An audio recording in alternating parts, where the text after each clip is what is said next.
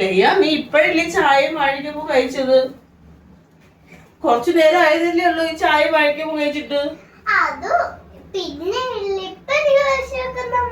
നിന്നെ കൊണ്ട് തോറ്റു. രാവിലെ മുതൽ തുടങ്ങിയതാ വിശപ്പും തീറ്റിയും. സ്കൂൾ അടച്ചപ്പോ മുതൽ തുടങ്ങിയതാണ്.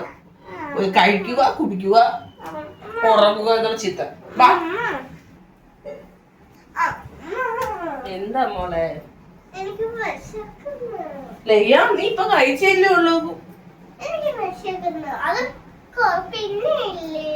പിന്നെ വിശക്കുന്ന നിന്നെ കൊണ്ട് തോറ്റു. ഒരു ജോലി നടന്നില്ല. ചുമ്മാ വിശപ്പ് വിശപ്പെന്ന് തന്നെ വെറുതെ ഉള്ളൂ.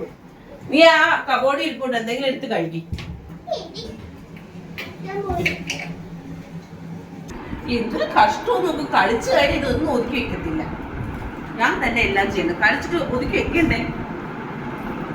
രാവിലെ തുടങ്ങുന്ന പണി ഇത് വഴി തീർന്നില്ല.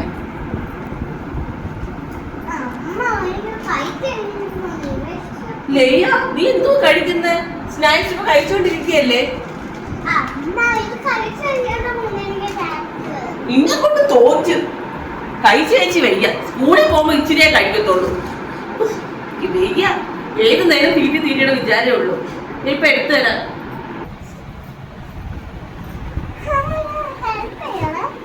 ഹെൽപ്പോ? എന്ത് ഹെൽപ്പ്?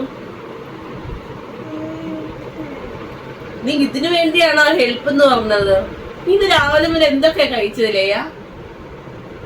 നിനക്ക് ഇതുവരെ വിശപ്പ് തീർന്നില്ലേ? കഷ്ടം എന്ന് പറയാ. രാവിലെ തുടങ്ങി വിശപ്പാ, ഇതുവരെ തീർന്നില്ല. ഇവക്ക് ഇച്ചിരി പാലും ബിസ്ക്കറ്റും ഒന്നും എടുത്തുകൊടു. ദൈവമേ, ഞാൻ കൊഴയെ എടുത്തിട്ട് ഒരു പണിയും തീർന്നിട്ടില്ല. ഇവിടെ വേണ്ട വെക്കേഷൻ ഒന്നും തീർന്നു കിട്ടിയാൽ മതിയായിരുന്നു. രാവിലെ തുടങ്ങുന്നതാ തീറ്റി.